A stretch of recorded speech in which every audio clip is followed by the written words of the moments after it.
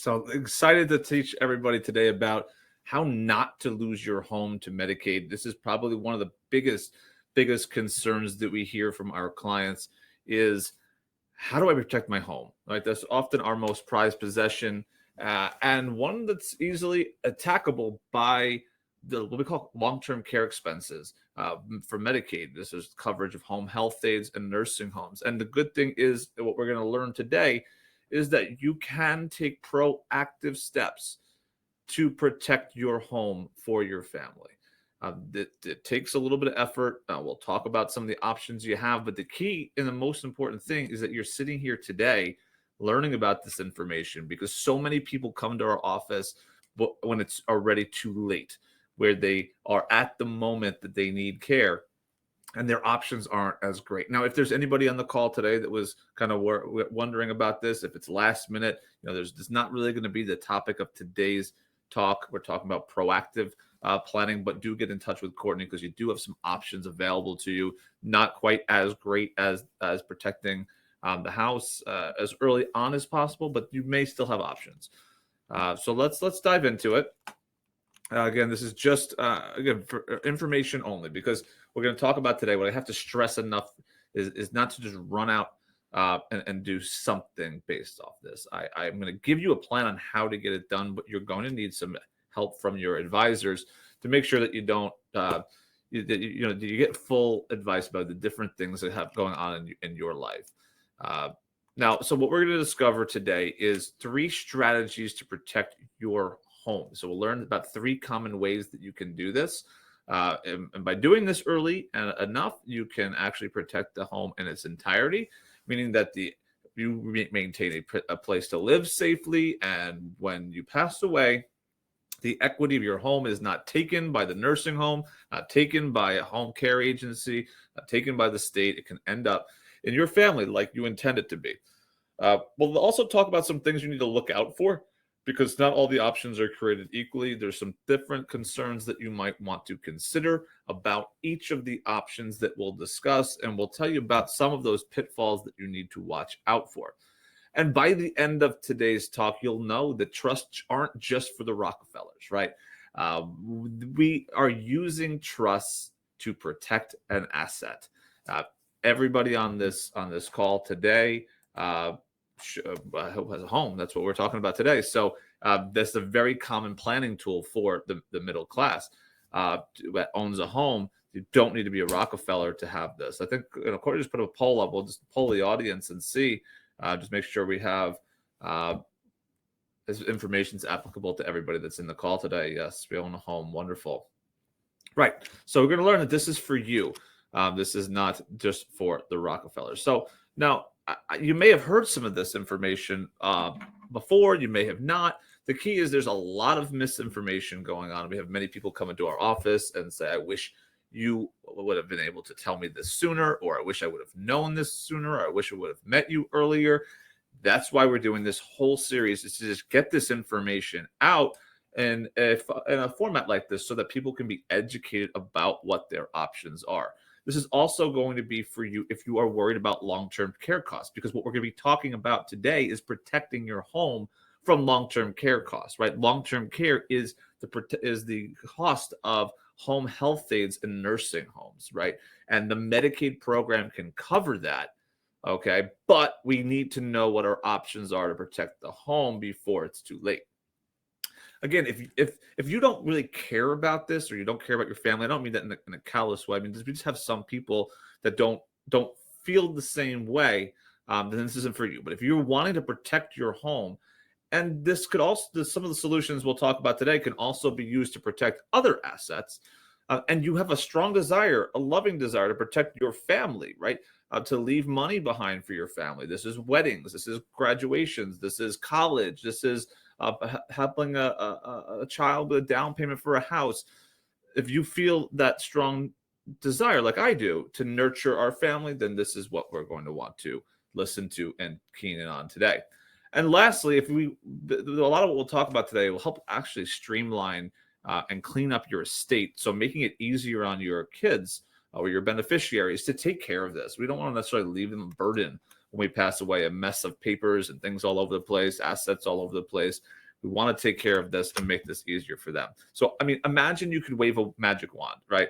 And all your hard-earned assets, including the home, which we're going to talk about today, are protected from long-term care costs.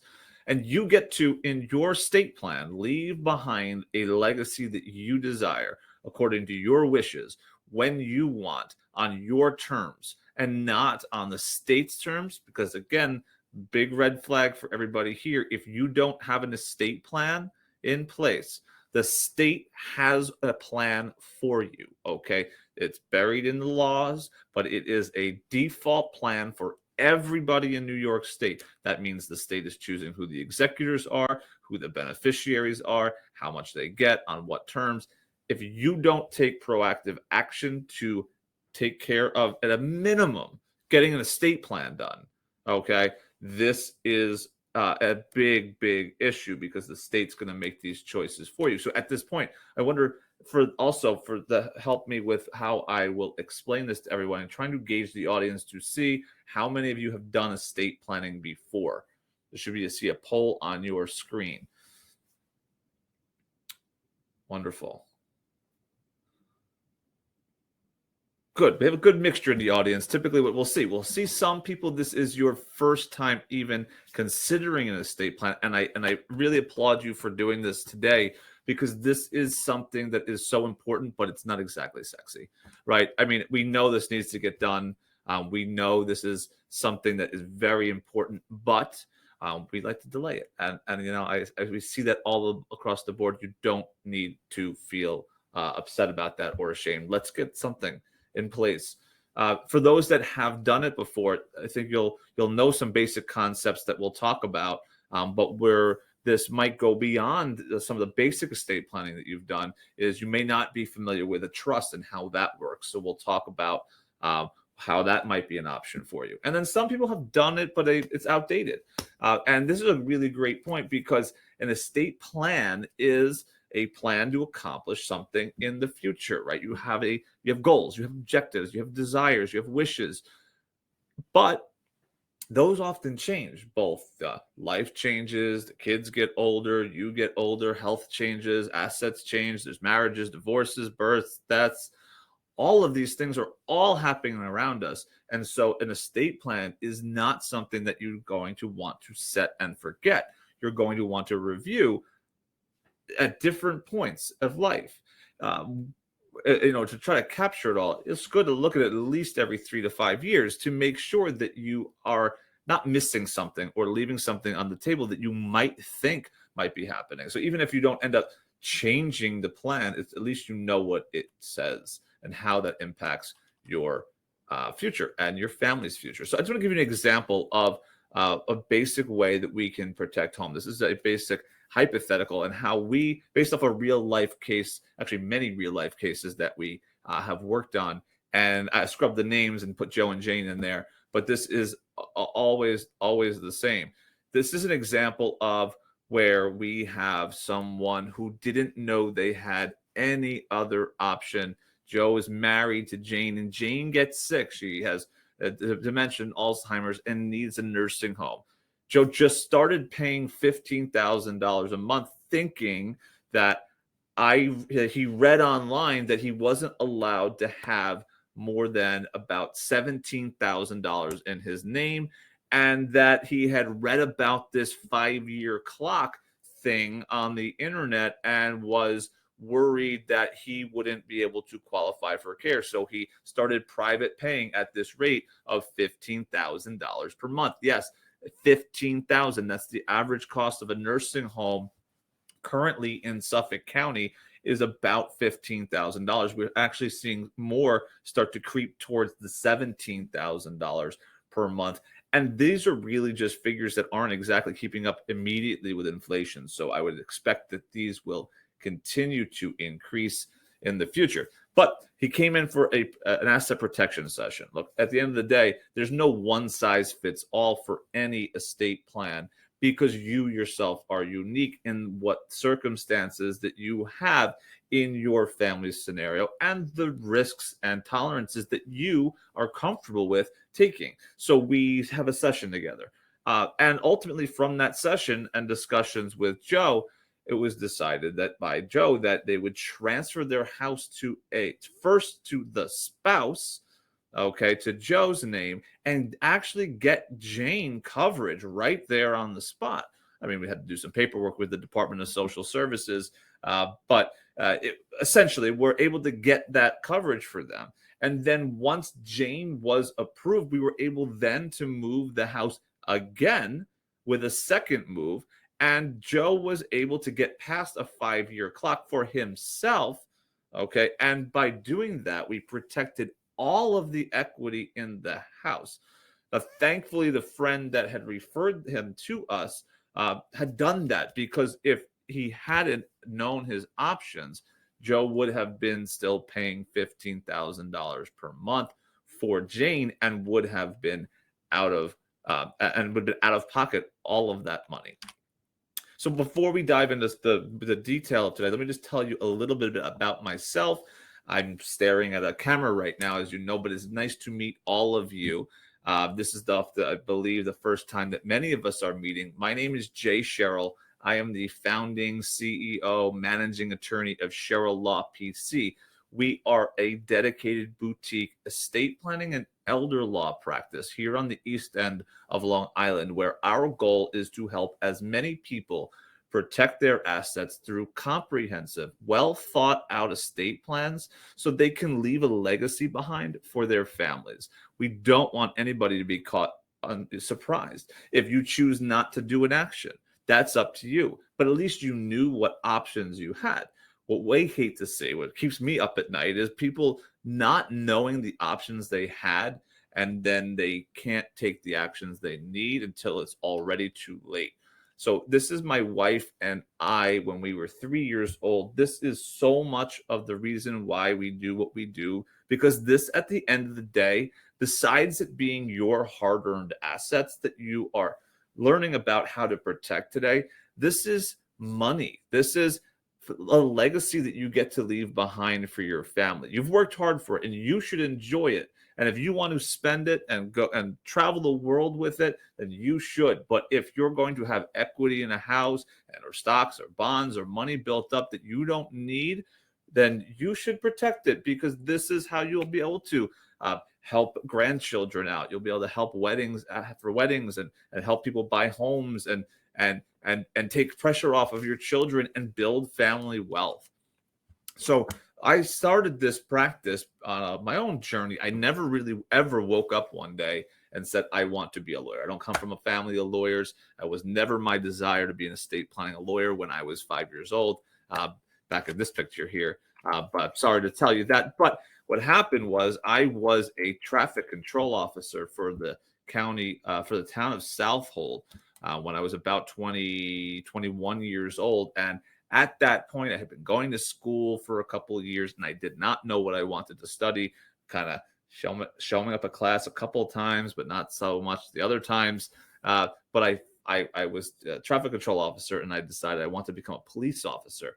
And in this training, by the way, that's where I developed my thick skin, because if you've ever had to write a parking ticket for somebody and then have them come screaming and yelling at you running off the beach, when the sign clearly says that they need to have a permit to park there, you kind of develop a thick skin. But I started studying to become a police officer and getting my criminal justice degree. And it was at that point that I then took a criminal law class. Now you say, what does that have to do with estate planning? Well, the thing is, that was the first time I ever studied something that I was passionate about. I didn't know that I was passionate about it back then, but I know now, because when I look back at that, it was a path I followed, because when I would study, the hours would fly by. Like I'd be studying the criminal law, and it would fly by like minutes. I mean, it felt like minutes. And so I took some more classes and ultimately decided I don't want to be a criminal lawyer. I never really loved that. I loved the nuances of law, the rules of the game. We live in a society. The laws were our rules. we should play by those rules, and we should know what rules and options are available to us. And so that was with that passion that I then started this practice. And I really wanted control over my life, number one. And number two was to impart the design and vision that I had for what all of you can benefit for with our firm, and being a family centric law firm dedicated to just one thing, right? And I fell on helping people with protecting their assets because well, there's nothing wrong with criminal law, but I preferred to work with all people like yourselves rather than practicing criminal law. And when I started this practice, it was at the time that I had my first daughter. This is Eliana, and this was because I saw just so much future in her that I could see just wasting away my time, and never really truly making the impact in the world that I wanted to. But I didn't really pull the trigger then. That's when the idea was set in my brain. But when my second daughter, Lily, was born, that's when I pulled the trigger on starting the practice. This is her because she was born at 31 weeks, and she was in the neonatal ICU for about 12 weeks. And it was at this time, number one, I saw how much I didn't know about everything that was going on around me. And I needed help from people to make educated decisions about her care. But also when I saw how fragile life was, and it really removed any fear in my mind from taking that next step to helping all of you. And this is just us in October at a wedding. That's Lily today, and Eliana, future lawyers, maybe, and maybe helping all of you. But you now know why we're talking about this and why I'm so passionate about it, because the laws are complicated. I spent a long time just in school learning this, but then developing a practice, a practice in a way of getting these options out to you.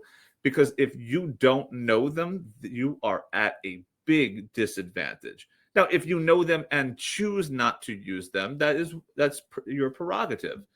But if you wish you could have used them, and if you only knew about it, that's where you are at a disadvantage. And honestly, the most rewarding thing that I see is seeing a family, a person's worry turn to relief when we just get this done, because it takes that pressure off of, number one, the unknown, but two, it takes this pressure off of knowing I've gotten what I need to get done to get my assets protected, namely the house is what we're going to talk about today, and getting what you've all most likely heard of is this 5-year clock. Get that clock running. So how can you make sure that your loved ones are taken care of? So what we're going to discover are the 3 strategies that you can use to protect your house from Medicaid. We're going to talk about outright transfers. This is transfer of your house while you're alive. Sign it over to the kids. Sign it over to your beneficiaries. Another option we'll talk about is the life estate deed. And this is very similar, but you sign it over to your beneficiaries, to your children, but you retain the right to live in the property. And lastly, we'll talk about the Medicaid Asset Protection Trust. And at the end of this, you'll know what options you have. You can choose to take action on them. You can choose to do nothing, but you will know what you can do to protect your home from Medicaid. So the first is probably the most simple of them all. This is an outright transfer. Okay, you can give your home away. Now, for this option and for all of the options that we're going to speak about today, you need to be doing this 5 years before needing a nursing home. There's also some changes in the law happening for home care also that is starting a 30-month penalty period, 2.5-year month penalty period. Starting, it's to be determined. The pandemic is delaying this a little bit, and we don't quite know when the federal government will allow this to move forward. But the state has passed this law already, and they are chomping at the bit to implement this. So for the purposes of today's talk and with any clients that we're planning proactively with, we are planning for a 2.5 year look back period for home care and a 5 year look back period for nursing home care. And what that means is that to have the best chance at protecting your home and other assets, you need to be doing the planning you need before that 2.5 years or 5 year window comes up. So 5 years before needing the nursing home, 2.5 years before needing home care. Now, if we had a crystal ball, then we would know what day that was going to be, and we would just wait until that 2.5 years right beforehand and do all of this. But we all know that's not the case. I don't have the crystal ball. I would be sitting somewhere a little bit warmer or maybe a little cooler today, and then warmer in the wintertime. But not. We wouldn't need to be planning as proactively if we had that crystal ball. All right, so that keys that in. Now, just so those that might be on the call that are well within that 5 years or 2 year option, like we talked about before with Joe and Jane, you may have options. It might just take multiple steps to plan to protect the home. But today we're going to talk about the most proactive option we have, which is to get ahead of that look back rather than do what we call crisis planning. So the nice thing about a outright transfer is it's simple. The only thing you need is a deed that will then convey your interest in your home to whoever you want it to go to. Now, that could be your children. It could be a niece or nephew. It could be a brother or sister. For today's talk, we'll talk about children, right? If we want to protect our home for our children, we can give the home to the children 2.5 years before needing a home care aids or 5 years before needing a nursing home. But there's some downsides to the simplicity that this brings. The first thing is that it is 100% completely irrevocable. This means that you cannot get your home back unless your children agree to give it back. Now, I know everybody will sit and say, of course they'll give it back. I mean, let's just go. I'm not going to argue with you on that point. Let's just go with the fact that what if they can't give it back? What if one of your children pass away before you? And now, where with you might be thinking about estate planning, would be like, oh, I'm just going to go change my will. You cannot change this deed. That means that their interest, which you gave to them, will go to their children, your grandchildren, right? Your grandchildren might be 10 years old and 7. Well, they can't give it back. They're unable to because they're not even 18 yet. So there's situations where that can be very problematic if we need to get the home back. Now, there's some other downsides. The second is that you lose the right to live in your house. When you gift them the house, you no longer have a right to occupy the house. Sure, you could sign a rental agreement if you want and be able to pay rent over to them. There's might be reasons to do all of that. But just know that you have no legal right to reside in a house that you do not own. So if you utilize this option, you will not have the right to live in the house. It also means that because you don't have a right to live in the house, that you will lose your property tax benefits. So many of our clients have enhanced STAR or veterans benefits that reduce their already astronomically high property taxes lower for them. You will lose those property tax benefits. So what you might gain in simplicity, you'll also lose in dollars every year with the tax assessor by losing those property tax exemptions. And the last is there's negative income tax consequences of a transfer like this, depending on how much the house has appreciated. Now, for many people, we find that their house has appreciated significantly in value. The house they may have purchased for $100,000 is now worth $500,000. There's $400,000 of gain there. It's gain. It's called capital gains. It's income. The IRS and New York State are not going to just forget that. This increased value they want to tax. But what happens is if you had held the house, let's say you did nothing, never came to this webinar today to learn about this, and you did nothing. You pass away, you leave the house to your children in your will, or worse, you don't have a will and you let the state pick, but whoever it goes to, it will go to them with a new calculation, right? In our example, you have a house worth that you bought for $100,000. That's what we're going to call your basis.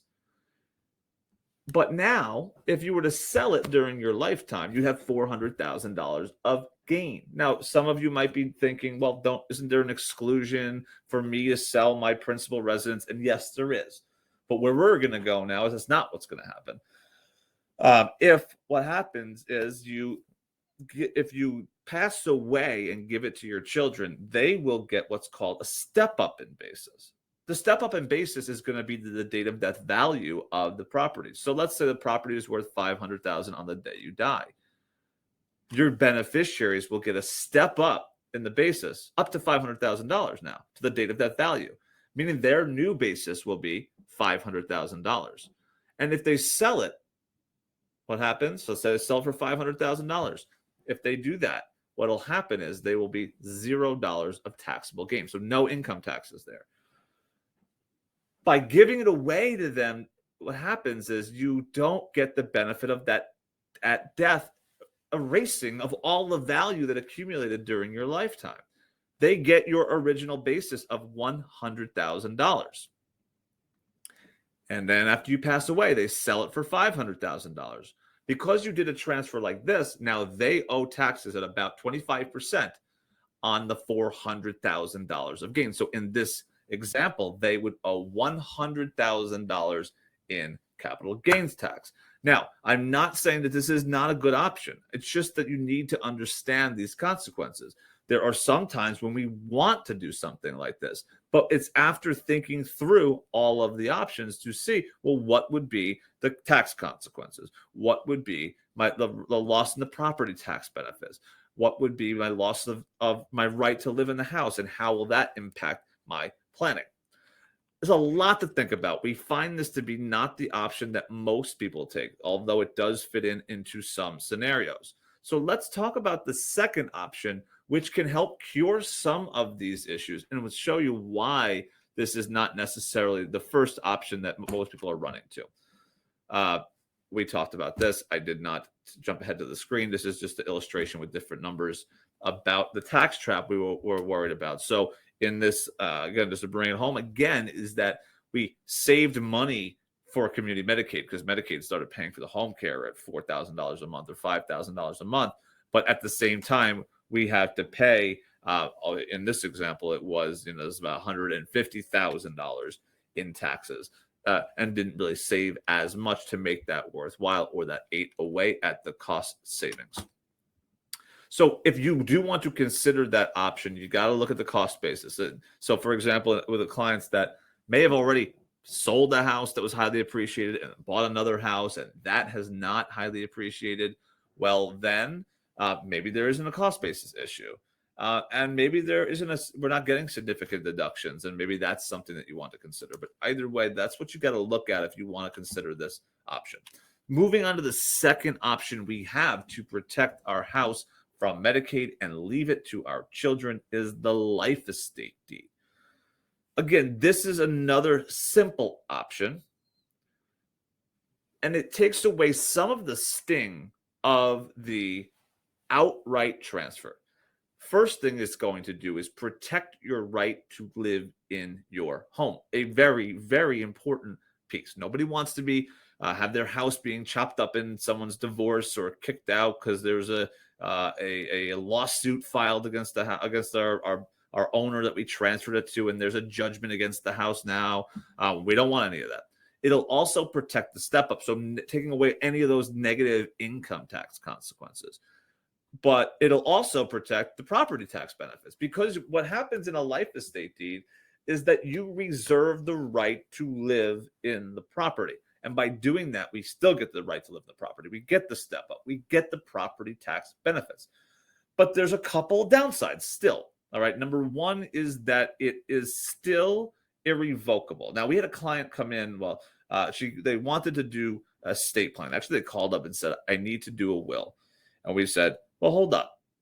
We do wills. I mean, but we're estate planners. Wills are just a tool to help estate planning. What is it that you're trying to accomplish?" They said, "We want to disinherit our daughter. That's why we need a will." I said, "Well, that could help disinherit your daughter. Um, what do you own that you're trying to plan with?" They said, "Our house." I said, "Who owns your house?" They said, "We do." So can I see the deed? The deed showed that they didn't really own the home. They had done this life estate deed. And basically what they had done, and what anybody does when they do a life estate deed, is retain a right to live in the property today and give the future right to the property to what we call remaindermen.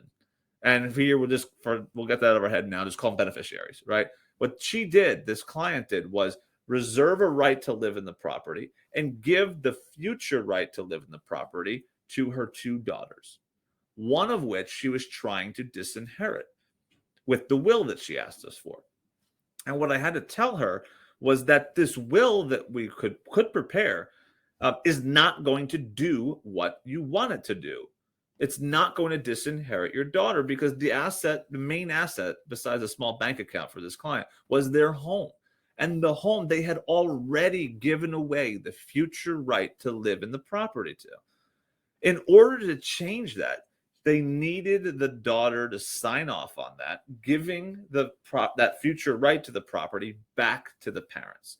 The clients asked us to send a letter. They asked us to send a letter again, prepare all the papers, make it as easy as possible for that daughter, who is now to be disinherited, to give that back. And I know all of you know exactly what happened there, which was that daughter took that, ripped it up, and threw it in the garbage, because there was no way to do this. There was no way to do this without her permission.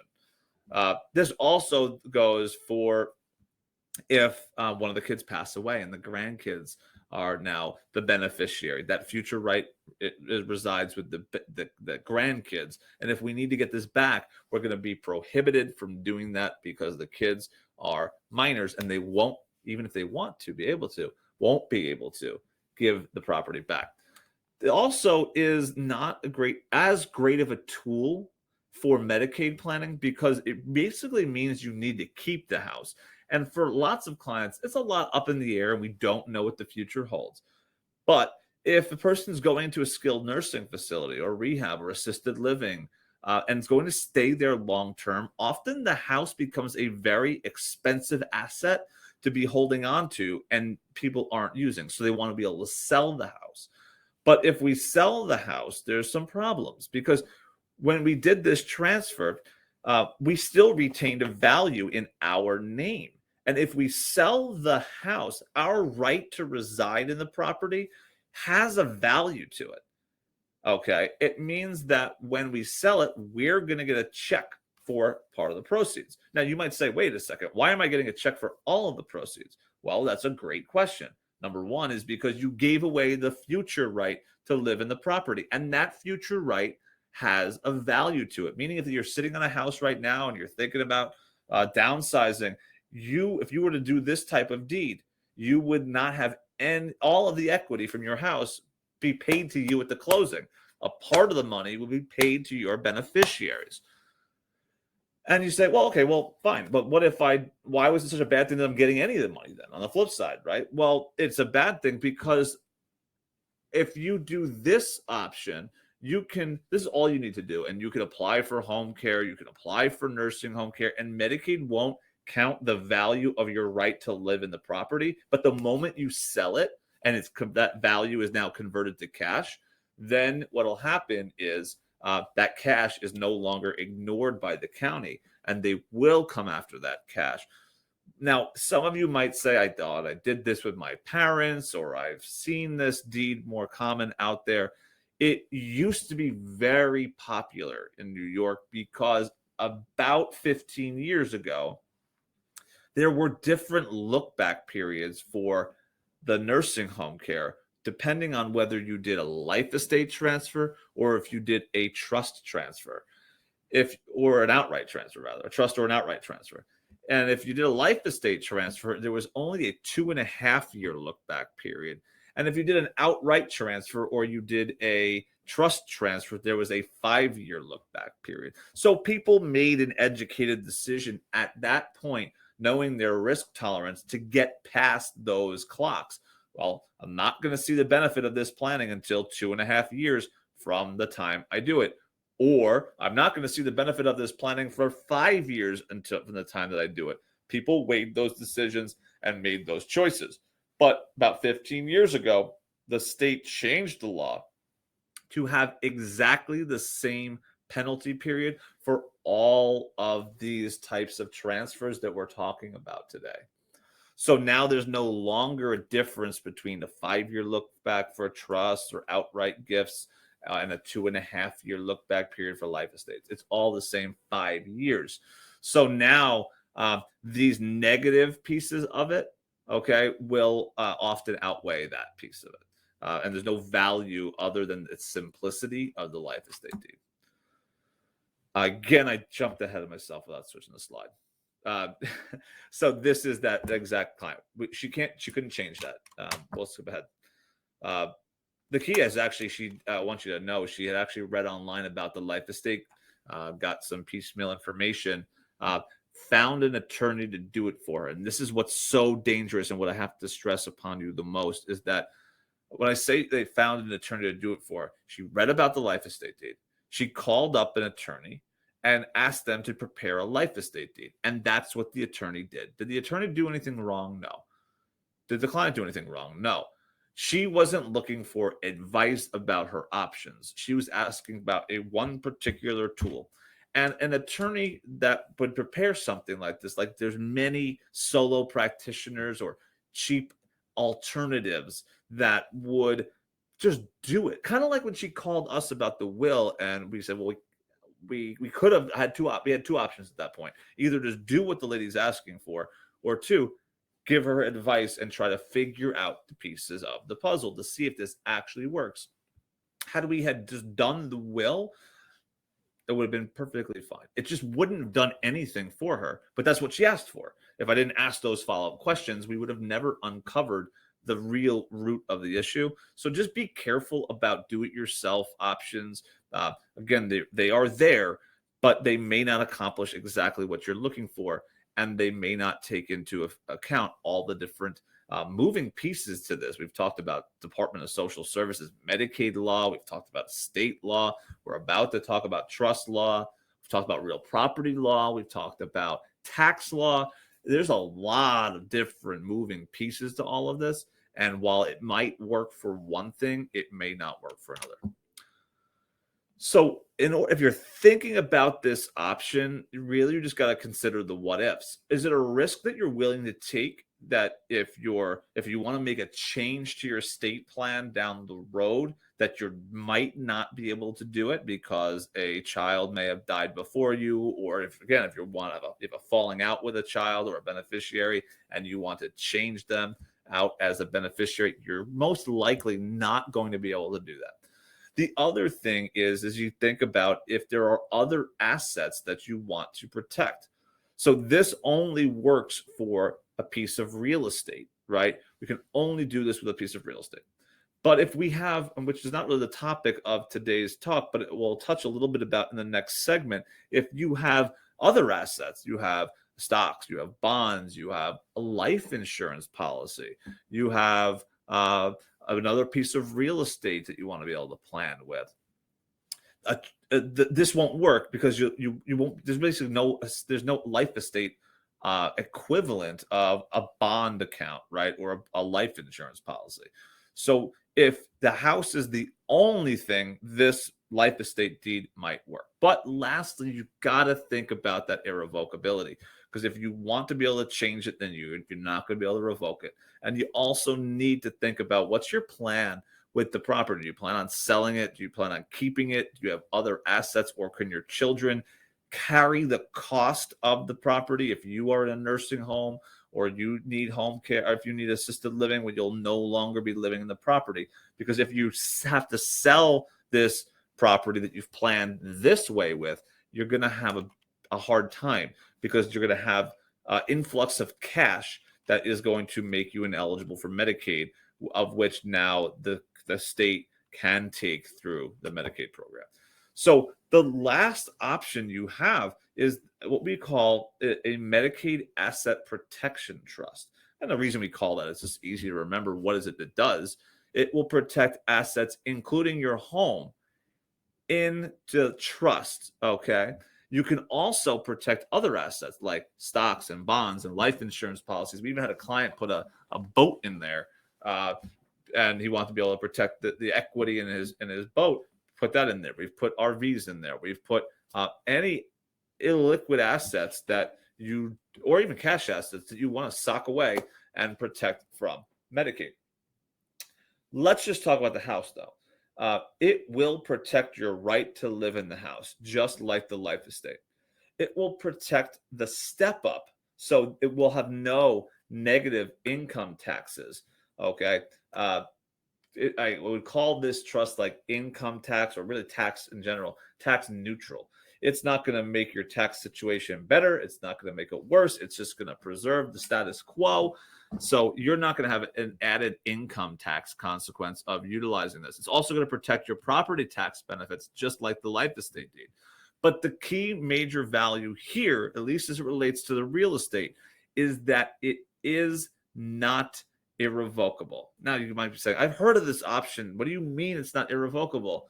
I thought it needed to be an irrevocable trust. Well, you're right. It does need to be an irrevocable trust. You are 100% right about that.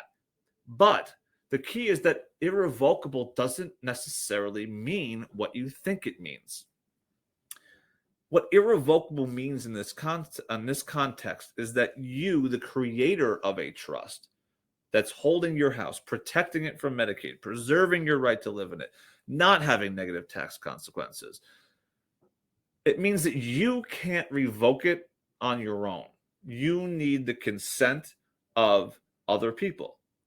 Who are those people? You need the consent of your trustees. And for those that have not done estate planning before or not familiar with trust, a trustee is like an executor, right? It's the person who's in charge of the trust assets. You need the consent of that person, the trustee. You also need the consent of the beneficiaries. And you go, well, how is that any different than the other options you talked about? Well, here's the big, big, big secret. It's that you can change the trustees and beneficiaries in a properly prepared trust. I am not, by all means, not saying that every trust is created like this, or that every practitioner, attorney's office, elder law attorney, estate planning attorney knows to do this, but we can reserve you the right to change the trustee and the beneficiaries at any time.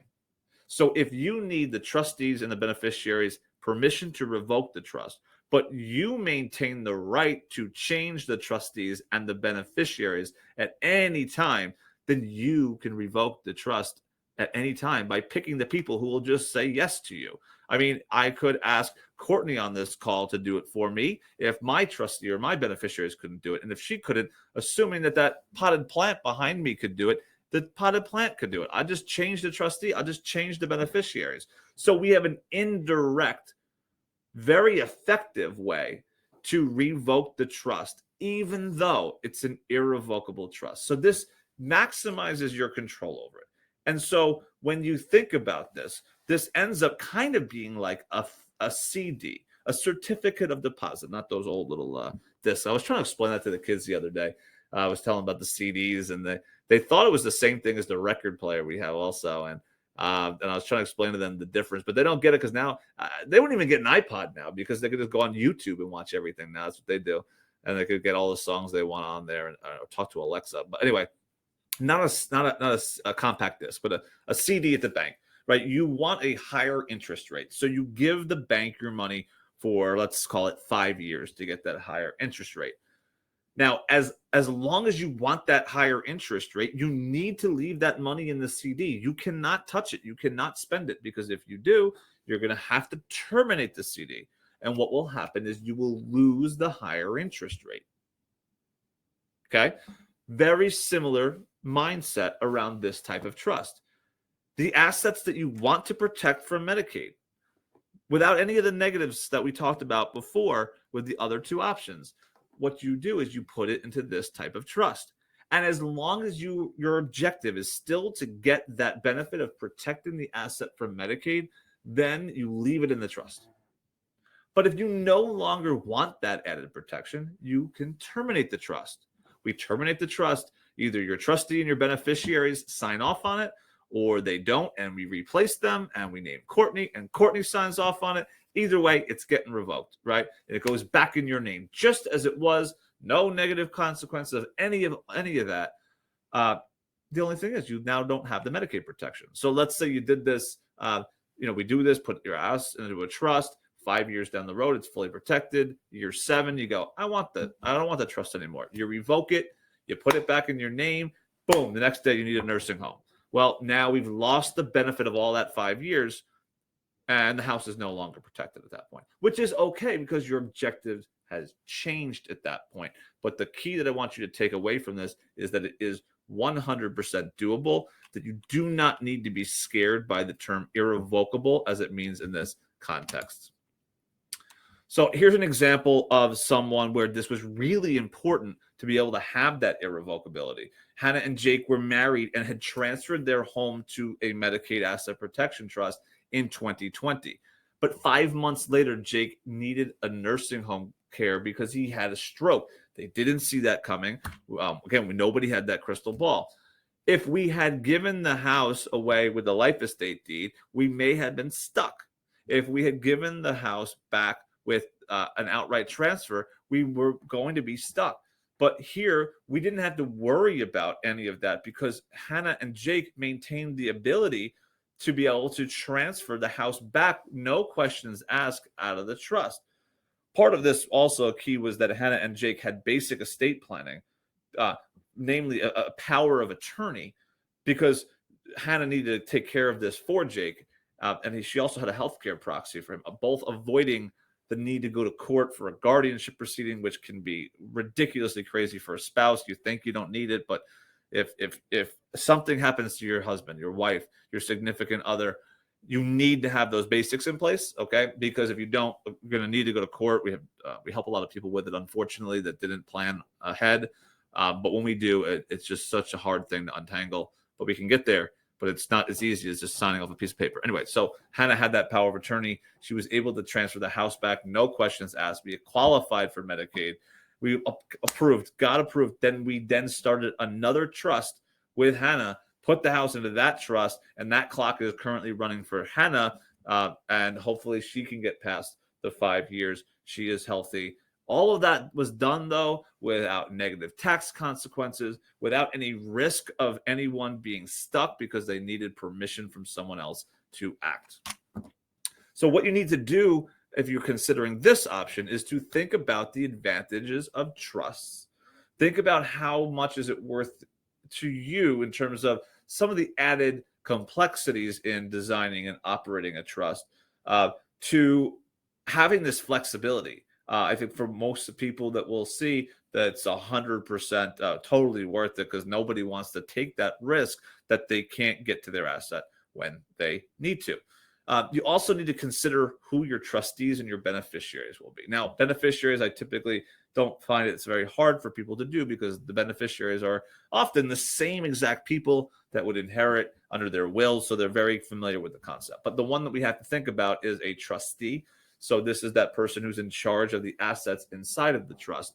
In order to get the benefit of what we're looking to do with a Medicaid asset protection trust, you have to name someone else to be your trustee. It can't be you or your spouse, but it can be your children. So that's often the people that people name, but not required. And the other thing I would think about is just seeking the advice of a dedicated elder law and estate planning attorney, one that really focuses in on this area and doesn't do what we would refer to over here as door law, right? Anything that comes in the door that they take on, because these are very complicated tools. Again, not complicated to a person who does this day in and day out, and that's what they devote their time to, but definitely complicated when a person is just doing one or two of these a year, because there's a lot of pitfalls to watch out for. So what we've discovered in our time together, and I'm going to leave some time for Q&A at the end, so get those questions together.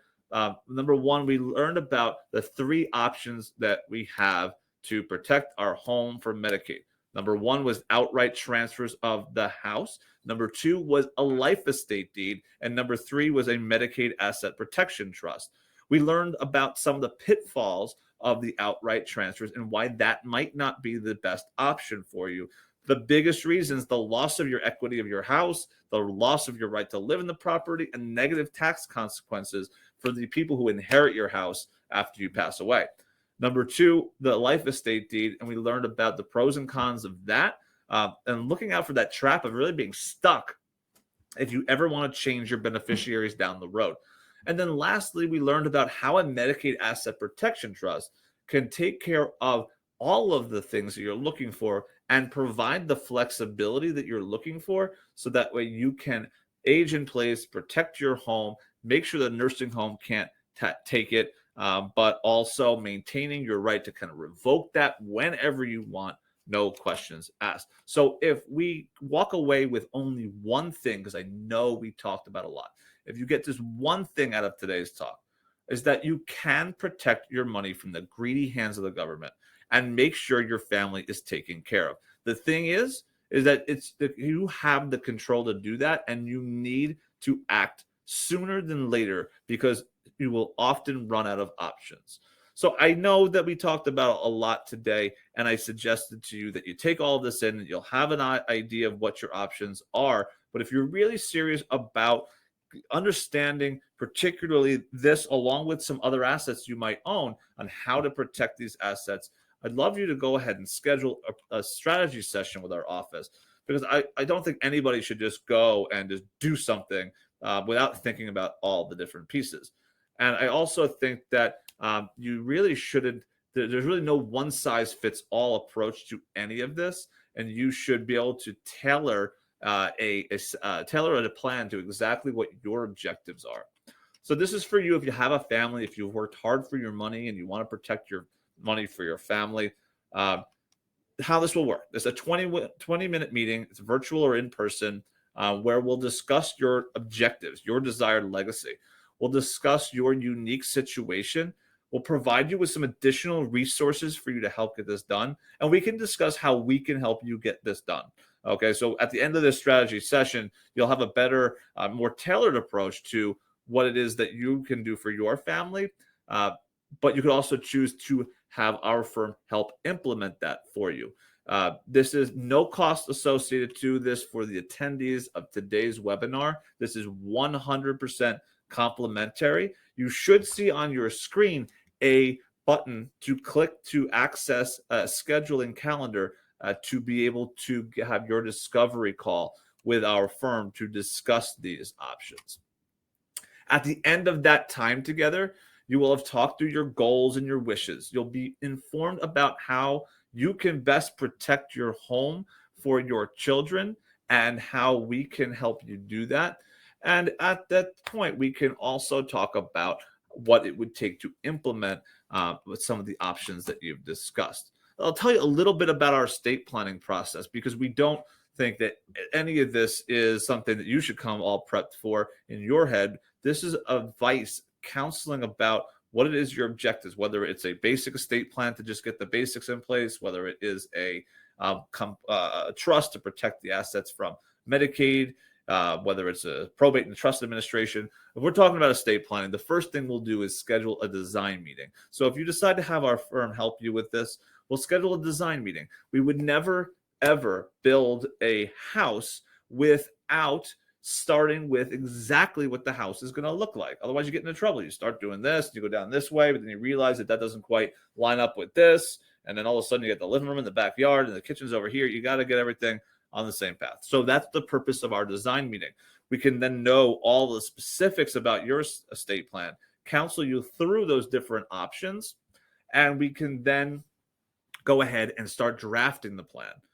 Now, at the time we go to draft everything, we'll go ahead and schedule a review meeting with you. The point of the review meeting is that what we don't want to do as a firm is send you a bunch of documents and tell you, great, take a look at these and give me a call when you're ready to sign, because you don't know what they say. If I go to the doctor's office, and I hate this now because I go to the doctor's office to get some blood work done, and they give me an app on my phone, and it gives me the blood work results, and I get them and I can read them, but I don't know what they say. I did not go to medical school. I do not spend every day dealing with this. I need the advice of the doctor to tell me pros, cons, best practices of what can I do to accomplish my goals and my objectives. That's the approach that we take with each review meeting. That is going to sit with you and go either up to you. I mean, line by line, if you want to go line by line. Courtney, we've done plenty of those, right?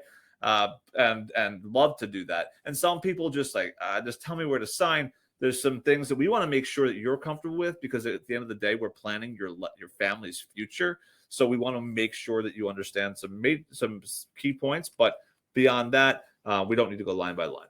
We'll then schedule a signing meeting. So this is where it's really important to be able to get everything signed.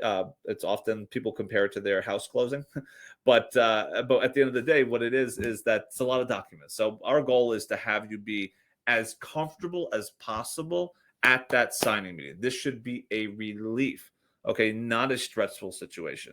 If it's stressful, then we got to take a step back and we'll go back to review. We'll go back to design if we need to make a change. The thing is, it should be very, very, very calm and relaxing for you. And you should feel at the end of the day, like we see most of our clients, if we've done our job right, is leaving with a smile on their faces, happy they got this difficult step done in their planning. And the last step is our funding meetings. And this is so, so important, and often a part that's missed by other competitors, estate planning firms. They don't include funding to be able to talk about how to even use this trust that you designed and planned and signed and did all this work. I'll give you an example. If we just did all of this work and we prepared the wills, we prepared the trusts, and then you never put your home actually into the trust, you never put your life insurance policy, your brokerage account into the trust, what happens is you never actually get the clock running. So you have basically a worthless piece of paper, and we see this time and time again. Unfortunately, people come into our office to do the Medicaid application process. So navigating this with the county can be a little difficult, but we do it and we help people with it. And it's when you're working with an elder law attorney, it becomes easier. But it's such a difficult conversation to have with them when we go, yes, you have this trust, but you never actually put the house into it. So you actually have never gotten the clock running. And we just had that situation come up before with a client just last week, where we had to have that conversation with them. Now we're dealing with what we can, but at the end of the day, they had that trust that they never actually used. I'm gonna open the floor to Q&A. I'm gonna leave that link up there, schedule. I see a bunch of people are scheduling. There's only a few slots, so just make sure you claim yours. Again, it's no strings attached. You'll find free value in it. I would love to be able to just help you out, point you in the right direction. Let's open the floor to Q&A. Courtney, do we have any questions? Yeah, so feel free to put your questions in the chat if you have any questions about any of the topics that we discussed today. I see one question in here. Do revocable trusts provide any sort of protection that was discussed today? Yes, that's a great question. So revocable trust, so this is different than irrevocable trust. Revocable trust can provide some limited protection. The biggest thing they don't provide protection from, though, is going to be from nursing home care. Okay, they only will really protect against home care. They won't protect against nursing home care. So we have a client we were working with last week. This is exactly the situation they found themselves in. 5 years ago, they did a trust and they had a revocable trust, put the home in there. Dad never needed home care. Dad had a stroke and is in the nursing home now. Called us, said, yeah, the clock has run. The house is fully protected. and we had to pull everything out and take a look at it all and see that it wasn't.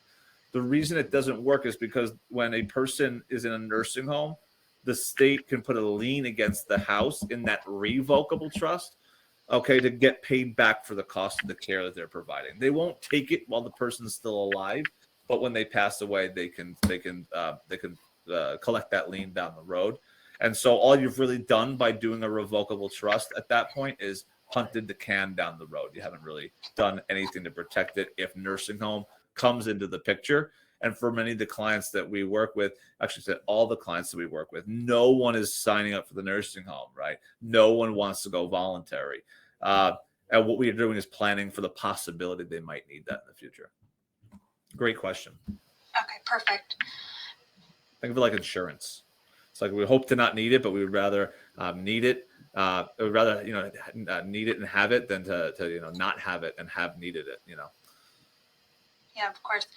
If there's any more questions, feel free to put them in the chat. If you have any questions, I'll put my personal email in the chat if you have any questions about anything.